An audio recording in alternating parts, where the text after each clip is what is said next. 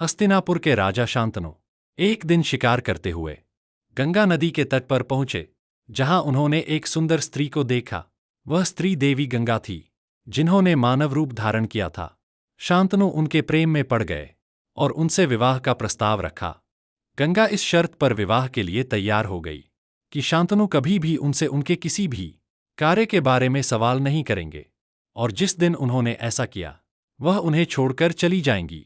शांतनु और गंगा के विवाह के बाद उनके यहाँ 7 पुत्रों ने जन्म लिया, लेकिन गंगा ने उन सभी को जन्म के तुरंत बाद नदी में विसर्जित कर दिया।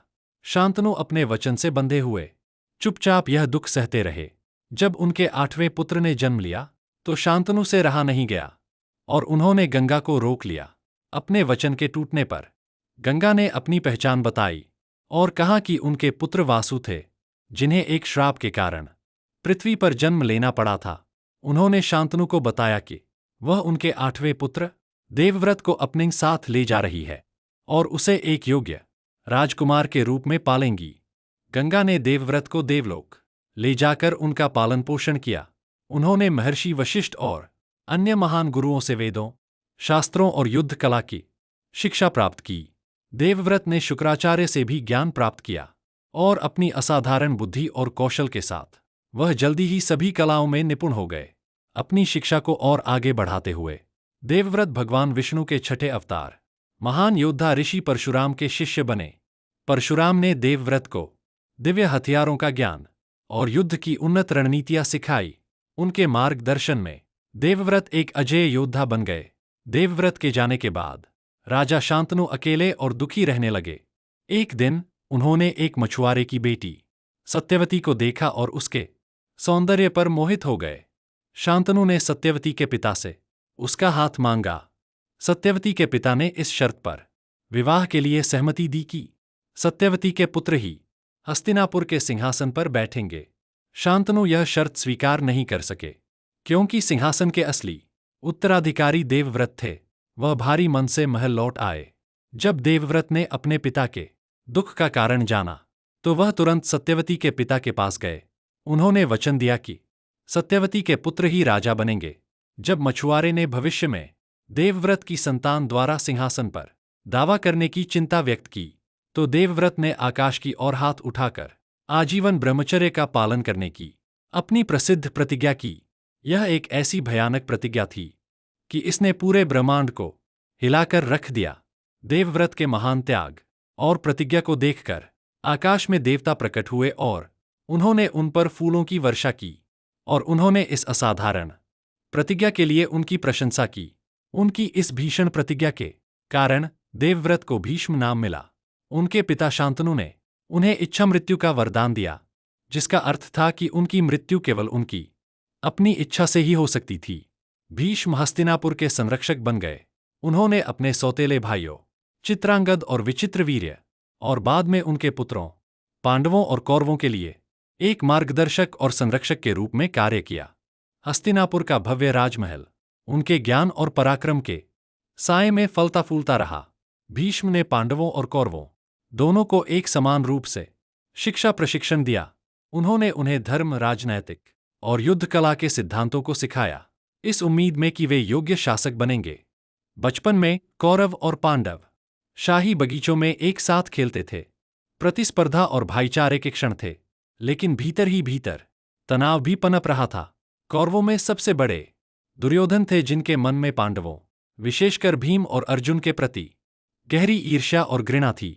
यह ईर्ष्या ही अंततः उस महान संघर्ष का कारण बनी जिसने कुरुवंश को नष्ट कर दिया।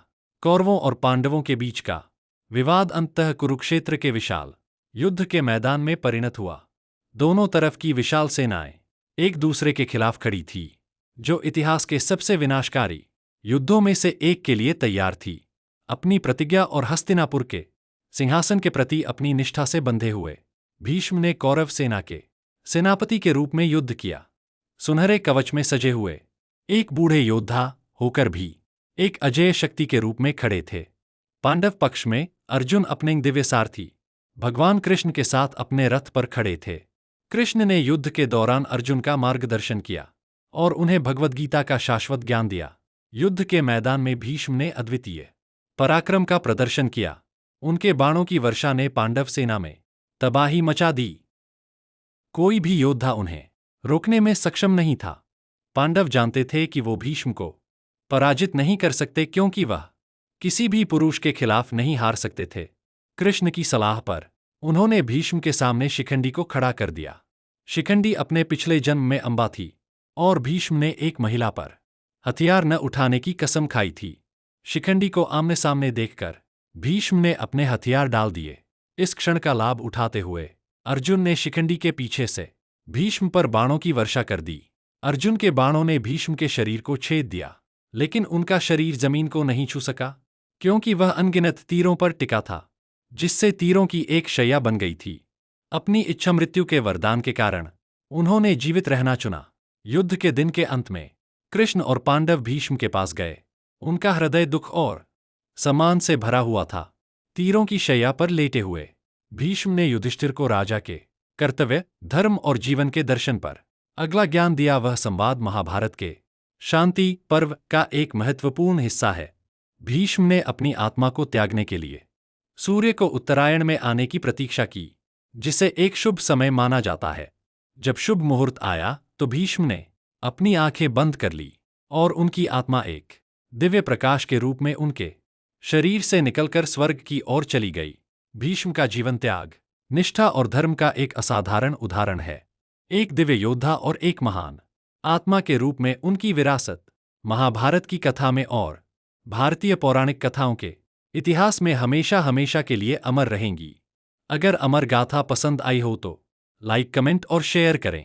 ऐसी अच्छी प्रेरणादायक कहानी किस्सों के लिए चैनल को सब्सक्राइब करें। आप सबका धन्यवाद। अगली कहानी लेकर जल्दी आएंगे। जब तक के लिए आज्ञा दे, जल्दी मिलेंगे। जय हिंद, वंदे मातरम।